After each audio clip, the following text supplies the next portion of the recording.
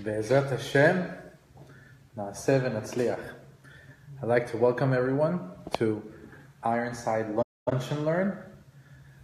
Very happy to see some new faces, some old faces back in the room, and I'd like to give an honorable mention to our sponsor, Ofer Mizrahi.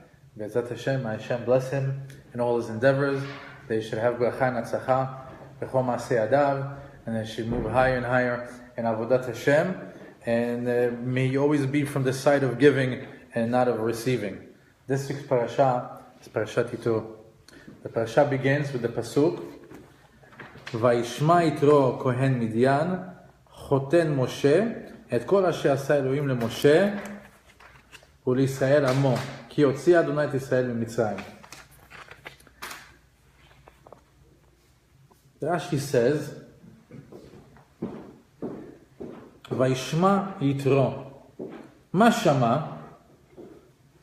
He says, if you look at actually before we get to the Rashi, if you take the word Vayishma, and you take the Vav, the Yud, the Shin, the Mem, and the Ayin, there's a hidden meaning over there, which says, Uma Yitro Shama Milchemet Amalek. That spells out Vayishma. In other words, what did he hear? He heard of the great war of the Jews against the nation of Amalek. Now, if you go into Rashi, it says, Vayishma Yitro, Mashmoa, Shama al Kriyat Yamsuf u'milchemet Amalek. He brings two things. They heard about the splitting of the sea, as well as the war on Amalek. So it's very interesting. Yetziat Mitzrayim is filled with miracles. This is something, unless you're really there, you're not going to appreciate it. Unless you see the ocean split, unless you see the frogs, unless you see the blood, sounds like a great story, right? People sometimes have a hard time internalizing miracles. However, Amalek beating the strong nation of Amalek, that's more tangible.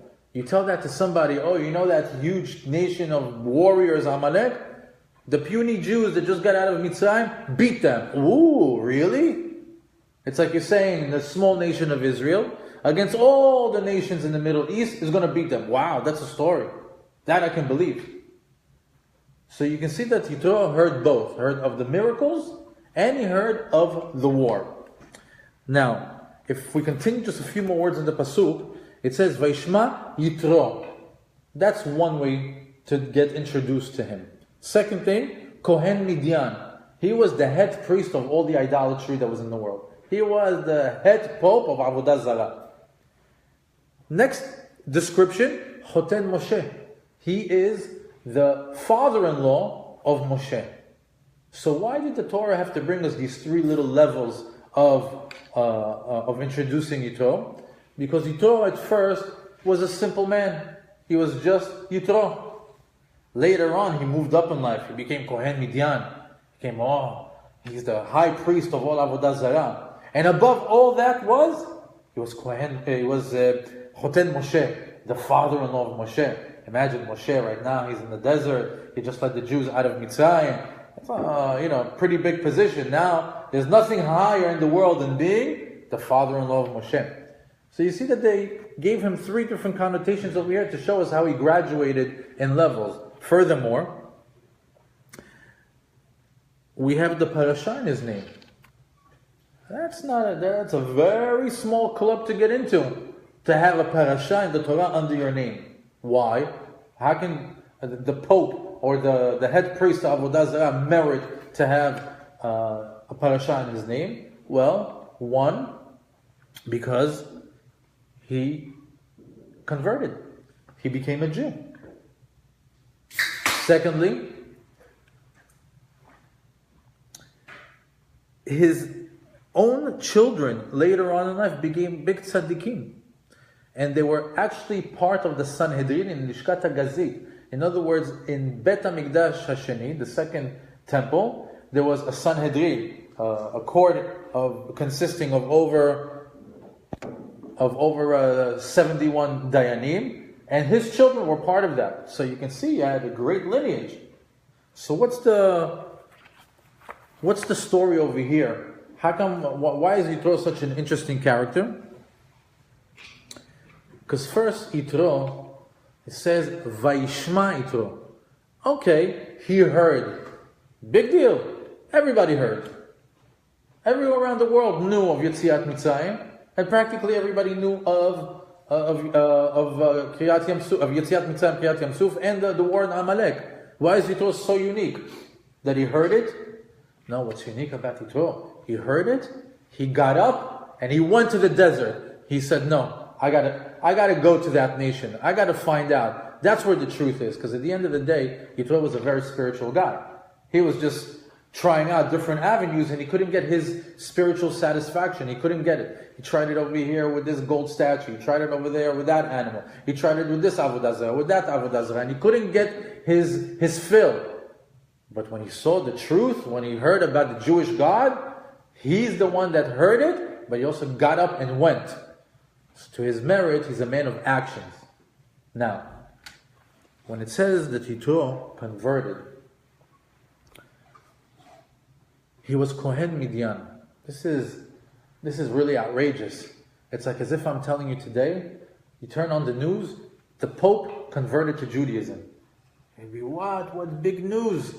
Why? How could he? What's different? But the truth is, that's the same thing would happen here. He was Kohen Midian, the high priest, and he converted. So, listen to this. We have a rule that when the Jews are on a high, we don't accept converts. Like for example, during the time of Mashiach, during the time of Shlomo HaMelech and Bet HaMikdash, we don't accept converts. Why? Who doesn't want to be a Jew at this time? Who doesn't want to be a Jew? We're winning, right? So you have those groups that are always going with the winning team. You know those people that sometimes are Golden State Warriors fans, and then sometimes they're Miami Heat fans. You know, they're constantly switching to the winning team. So the converts also, the Jews are winning, I want to be a Jew. The Christians are winning, I want to be a Christian. So we got that. So in order to avoid that, when the Jews are on a high level, we don't accept any converts. When we're persecuted and we're on a low level, that's when we allow converts, we entertain converts. In other words, when they come, tell them, why do you want to be a Jew? Look at us, we're being persecuted, these nations want us killed, the heavy taxes, we're getting thrown out of here, we're getting thrown out over there. Why do you want to become a Jew? Oh, because I want to get to know God. No, it's like such a hard religion, you shouldn't even get into it. Not only that, if he pushes some more and says, no, I still want to be part of the religion, tell him, listen, you can't drive on Shabbat, you can only eat kosher food, you have to fast on Yom Kippur. You give him some hard rules, or some hard mitzvot. And after he says, you can't scare me off, I still want to do it. And you tell him, okay, listen, it's a long process, it's going to take a few years, and you can't do this, and you can't do that. And they still say yes. So, okay, you know what, you got a chance, come. In other words, if the guy says, listen, it's hard, times are tough for the Jews, and I'm coming in, that one, you give him a chance. That's when we accept converts. So the question goes,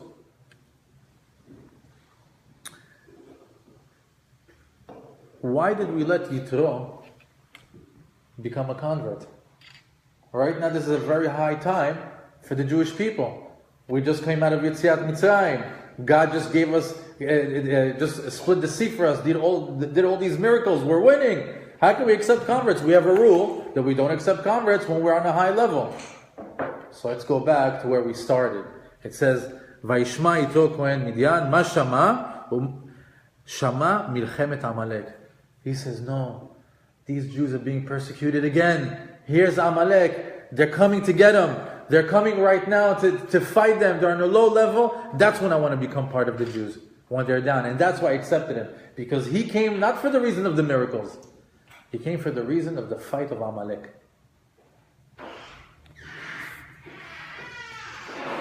He came, he converted, the Jews were down. And that's why he was accepted. There's a famous pasuk that we say on Shabbat, right before we put the Torah back into the ark. We say, Ki lekach tov natati lachem, et torati al ta'azovu. He says, I give you a good thing, I give you a good item, a good lekach tov. Et torati, my Torah, don't leave. Don't desert the Torah. Hashem is telling us about the Torah. So he says, listen to how you can learn this pasuk differently according to this parasha. Ki lekach tov natati lachem. So they say, take the word tov. What's the numerical value of tov? Tet is 9, vav is 5, and bet is 2. Altogether is 17. 17, I'm sorry, vav is 6. Altogether is 17. What's the 17th parasha in the Chumash? Yitro. What did we get on the 17th parasha of the Chumash? The Torah. Ki lekach tov natati lachem. When? Tov, on the 17th parasha, Yitro. Et torati, the Torah that I gave you. Al ta'azovu. It's another way to learn that pasuk. So we have over here Parashat Ito. Here we are, the 17th parasha of the Torah. Arav Yoram Aberja, Zecher Tzadik Livracha, writes in his midrash. He says that there is a very special spiritual energy that's available to us this week and this Shabbat in particular. We spoke many times about that spiral, how the year is 365 days looping around. That the year is not a timeline, but a time spiral. And every time that day comes around, there's a special energy that we can tap into. Because as long as that energy has been on that day, we can constantly come back to it because it's looped around. So he says during the time of Parashat Yitro was what? When we read Parashat Ito, we're talking about Matan Torah. What happened during the time of Matan Torah? The Jews came back to the point before the sin of Chava and the Nachash. Before, to that exact same level, where the Yetzer Hara did not have power on us. So what do? During this time, you draw that energy, that we have power strong in the Yetzer Hara, you can't control us.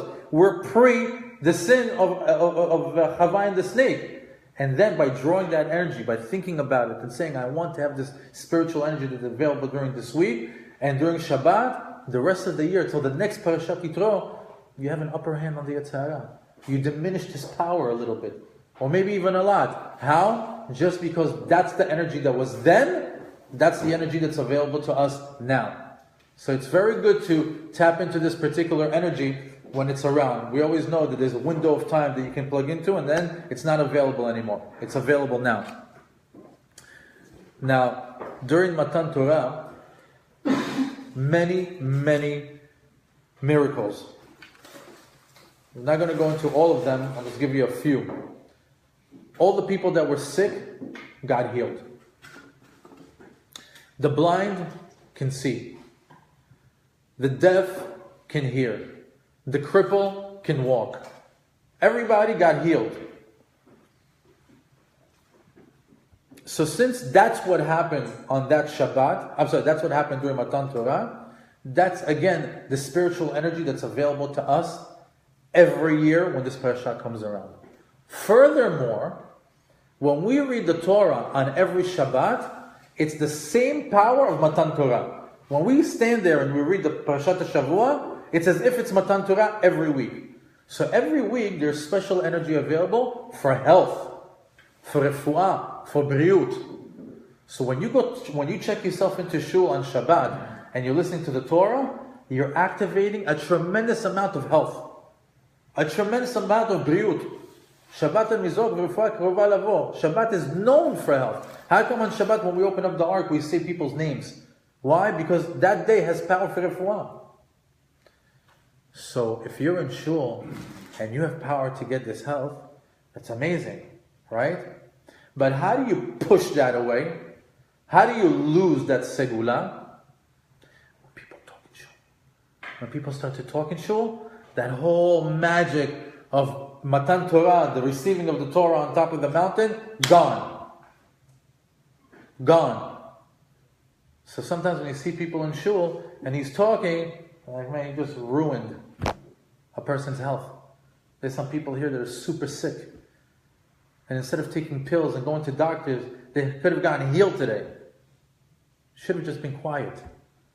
And if you're influential in your shul, mention it to them. It's a great Dvar Torah. Be quiet. It's Matan Torah. There's health. Rabbi Mansour came out with a great video speaking about this.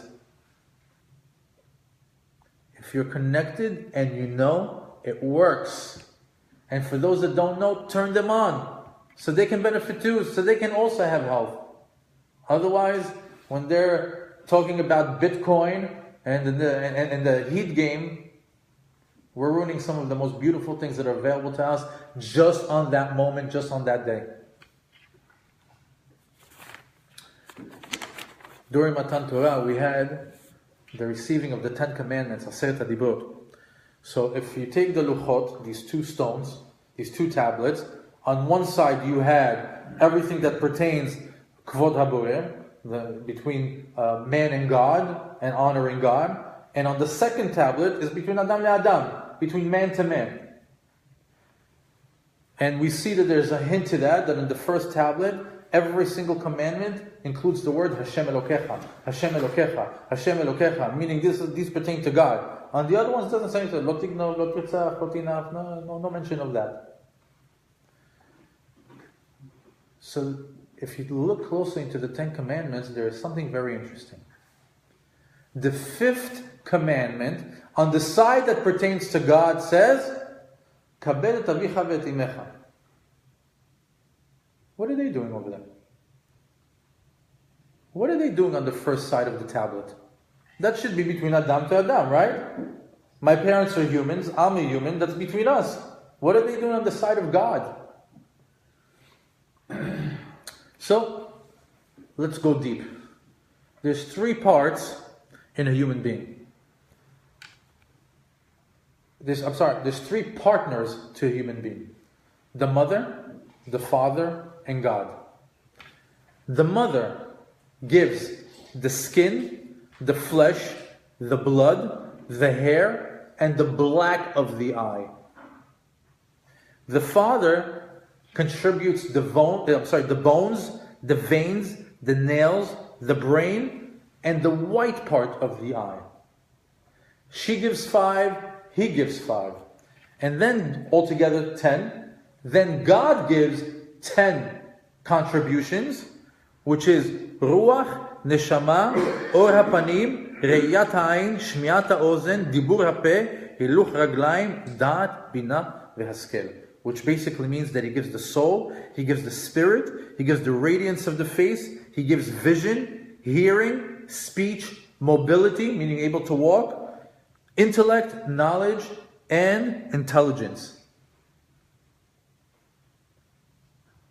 So basically, a human being has 3 partners. His mother, his father, and God. So because God is a partner in the child, when you're respecting your parents, you're respecting God. Because God put His 10 ingredients in there also. So this commandment is a unique commandment. It's a hybrid. There's something very interesting about this particular commandment. Let's go even a little bit deeper. There's a bunch of hybrids in the world. You know that the world has different types of states, which is domem, tzomeach, chai, medaber. Domem is like a rock. Tzomeach is like a plant. Chai is like an animal. Medaber is the human being. So there's different classifications. However, in between each one, there's a connecting agent. There's one creation on the planet that shares both qualities.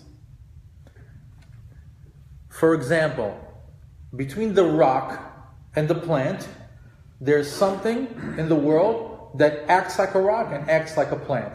And that's the coral. In Hebrew it's called almog.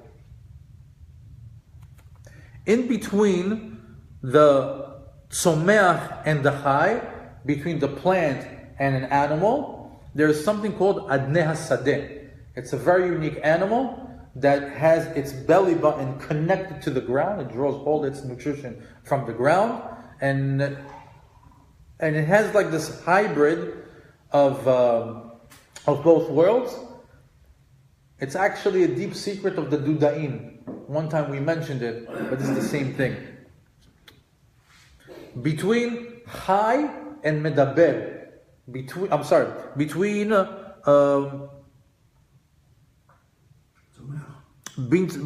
Chai and Medaber, between an animal and a human being, there's the monkey, a kof. And between Chai, which is the human being, to God, who's the in-between hybrid? The Jew. So in between each level we have something that's connecting that. Now that we have this concept that we know that there's a creation that connects different entities, Kabed et avicha v'et imecha is a hybrid of the Aseret HaDibrot. It connects all the ones that are with God into what? Into the ones with human beings.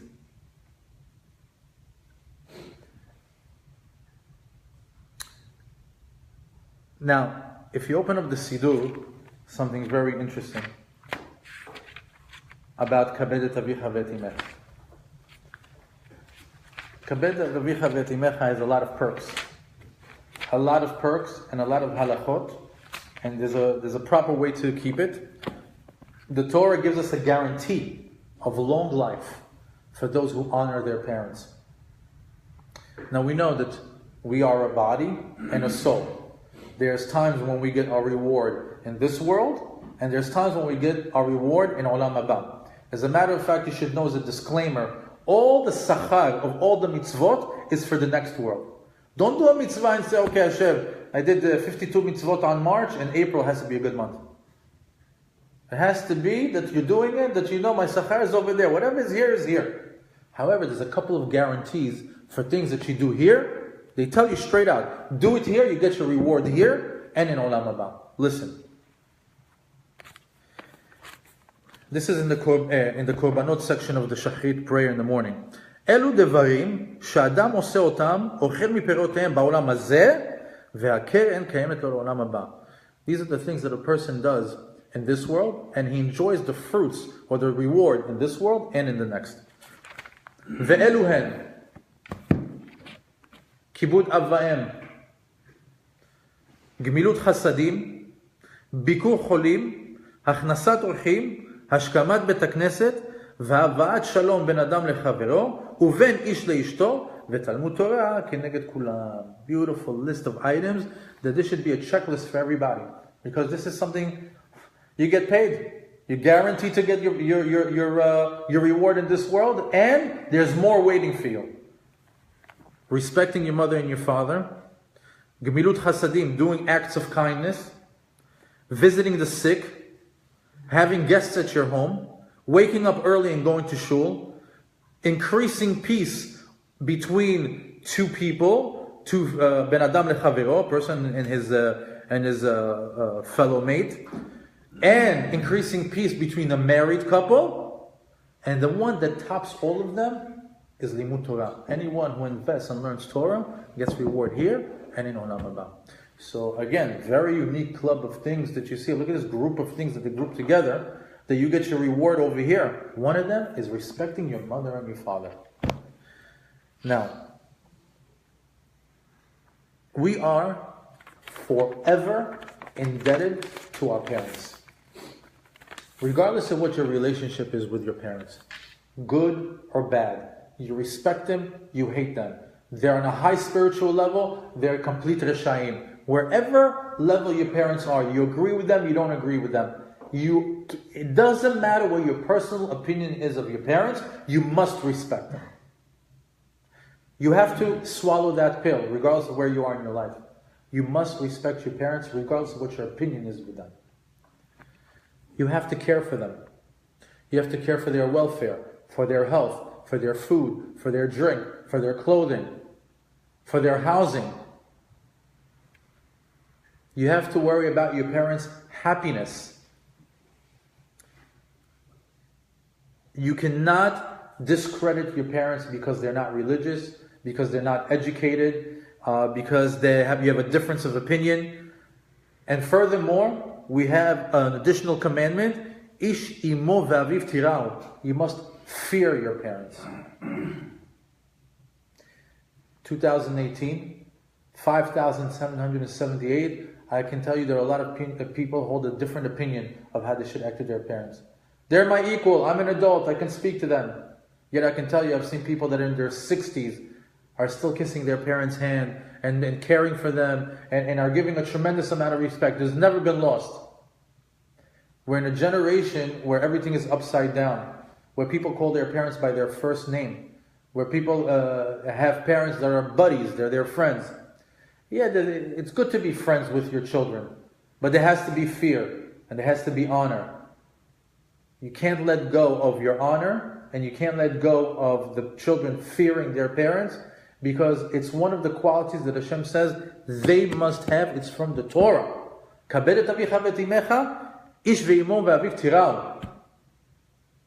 Don't say I have a different opinion, I'm modern. It's not going to work out for you. It might work out for you when they're young. When they get older, it's a little bit different. Let me give you some interesting halachot. Ways of respecting your parents. One, you cannot sit in your father's seat. Let's say you go to dinner, and all of a sudden your father always sits at the head of the table, and today you decided that you're going to sit over there. Or even it's not dinner time, you're just visiting the house, and you grab your father's seat and you're sitting there. That's not allowed. That's a lack of respect. By the way, it's a halakha. You cannot call your parents by their first name. It's Abba, it's Ima, or it's Mori, Marati. It's very disrespectful to call them by their first name. As a matter of fact, if you go to some of the religious homes, you see that the children, you test them. What's your father's name? You know what the answer is going to be? I'm not allowed to say it. That's their response. However, if they go to school and they ask them, what's your father's name? They'll tell them. They know what's the proper thing to do it. But they won't say their father's name like that, out of respect. It's my Abba. I can tell you with my own children, Baruch Hashem B'Ayin Hara, that one time my son said my name by mistake. He was like frozen in time. He's like, Rabbi, I'm sorry, I said your name. I go to him, it's okay, you can say my name, but only if you have to tell somebody. But it's just out of respect, just the way you respect Saba, just the way you respect the rabbi. You don't go to the rabbi and say, hey, Moishi, right? You say, Rabbi so-and-so. It's a level of respecting your parents, and you implement it from the beginning.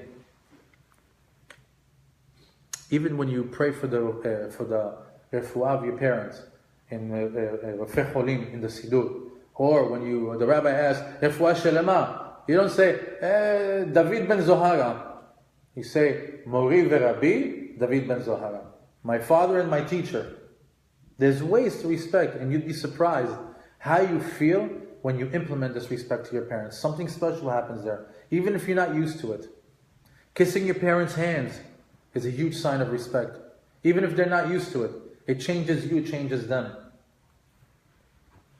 When your father and mother walk into the room, you don't still chill out on the couch and raise your hand, hey dad, hey mom. You stand up. You acknowledge their presence, you stand up. Abba, welcome. Mom, welcome home. Walk over, kiss their hand. Why do we stand up for the rabbi? Not because he's a great person. We stand up for the rabbi because of the Torah that's inside of him. Keep that in mind. We never stand up for the rabbi because he's a great guy. We stand up for the rabbi because all the Torah that he put into himself. That's what we're standing up for. When we stand up for our parents, we're standing up for God. He's in there too. Remember, 3 partners. You must carry out all their requests. When your parents tell you to do something, you have to do it. Even if it inconveniences you. Even if it's something that you can't do. It's your parents' request. There's a flip side to this. There's a side, do we have to listen to everything that our parents tell us? Certain things, no. For example, ironically, if you look on the first side of the tablet, it says on the last one, Kabed et avicha v'et imecha, right? What's on the flip side of that? What's the 10th commandment? because it's connected, by the way. The ones that are parallel to one another. The one that's on the other side of Kaber Tavicha V'Timecha is Shmirat Shabbat. Why? To let us know that if your parents tell you don't keep Shabbat, you tell them no. Why? Because they're on that level, they're just like you. They're obligated to keep Shabbat just like you're obligated to keep Shabbat. You can't do that. If your parents tell you, don't talk to that guy. That guy is a bad guy and they speak Lashon Hara on him, you're not obligated to listen. Why? Because V'ahavta l'reacha kamocha. You can't have your parents talk you out of V'ahavta l'reacha kamocha. And many, many, many more. Just giving you a sprinkle of things.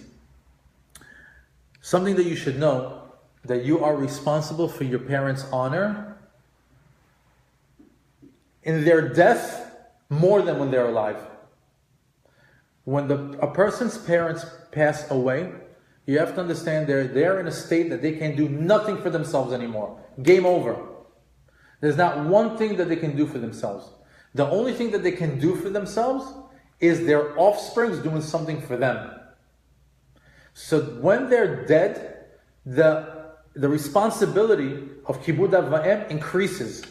It's on you to sponsor a class. It's on you to sponsor a Seudah Shlishit. It's on you to study in their honor, to say a bracha in their honor, to donate things in their honor. It's anything that you can do in their honor. Each time you do that, the soul gets elevated and elevated and elevated and elevated. That's why you are the continuation. That's why it's important to have offspring. Some people die with no children. What happens? The only thing that they have is, let's say if they did some tzedakot, they opened up some institutions, maybe those mitzvot will raise them. But generally, the children are what lift the person up in the heavens. Furthermore, if you're married, you're obligated to Kibud Av Va'em just like to your parents, to your in-laws. And furthermore, even more so when they're dead. Why? Because they look down and they say, look at our daughter. She married him, now he's our son. And they look at him as a son. What's my son doing for me? So God forbid, should a person's wife have parents that passed away, it's the husband's job, more than the wife, to elevate their soul. To do things for them. You come home, you tell your wife, listen to me, I bought 10 Tehillim books, I put your parents' name in it, so they can have an elevation in the Shamayim. I bought an Aliyah, in order for them to have an Aliyah in the Shamayim. I did all these mitzvot, why? Because they're looking, what a good son-in-law. Why is it called a son-in-law? You're their son. I want to give you one story. It's a famous story. You might have heard it before. There's a married couple. And the husband had his father come over to stay by them. And the wife didn't like it. She didn't stop complaining about it. She didn't stop complaining about the grandfather or the father of her husband being in the house. And they argued and she started to convince him that it's the wrong thing and that he can't stay with us, until they got to the point where they actually told him, go downstairs and stay in the basement. And the only thing that they had for him to lay on was a carpet. Heartbreaking, isn't it? Especially for the husband. Comes the child to this couple, and he goes downstairs and he sees his grandfather shaking cold on the floor in the basement. And he says, Grandpa, what are you doing here? He says, well, this is my room during my stay. This is where Abba and Ima told me to stay during the time that I'm with you guys. So he went upstairs to his room and he got a pair of scissors. And he came downstairs and he started to cut the carpet around his grandfather. Cut it all around, and then he took the carpet up to his room. When his mother came to his room, she saw a cutout of a human being on the floor. So she's yelling at the son, what are you doing? Why did you cut the carpet? How can you do that? So he goes to Ima, I'm just saving it so like that when you sleep over my house, you have a bed to sleep in. In other words, he gave it to her. He made her understand that what she did was wrong. They brought the father back up. They put him in a room. They hosted him properly. But we learned from this lesson, and this is the lesson that I'll end up with, is the way that you treat your parents is the way that your children are going to treat you. It's a law. It's a rule. So everything that I told you, you might say, oh, it's overwhelming. It's a lot of work. We're good right now. I give them a call once a month and we're cool. Not a problem. When the time comes, you also get a phone call once a month, if that. And how would you feel? When you have children, one of the things that parents really, really yearn for and desire is their children's attention, their love. You can't explain it unless you have it. And when you lose it, it hurts. There's a lot of bitter old people because their children got disconnected from them. Know that the more you honor your parents, that's how your children are going to honor you. In the same way that it says the pasuk, Hashem tzilcha al yad yaminecha, that God is your shadow on your right side, meaning the same way the actions that you do, God is going to act the same way with you. This entire world is a mirror. Your wife shows you who you are. Your children show you who you are. The way you act with your parents is the way your children are going to act with you. The way that Hashem is your shadow, the way you act with Hashem, Hashem acts with you. It all depends on your midot and how you act and how you get to that higher level so you can get a better experience in the world. Be'ezat Hashem sheniskeh to fulfill the Aseret HaDibrot and to fulfill what we highlighted today. Our godly parents. Our parents are godly. We are godly. Eventually, our children will look at us that we are part of God, is in us. Our parents have a part of Hashem in them. Respect them. Give them their honor. Get your long life. Get yourself that sachar in olam hazeh and olam haba. And Bezat Hashem, Hashem yivarech atkechem v'sameach atkechem. Shabbat shalom.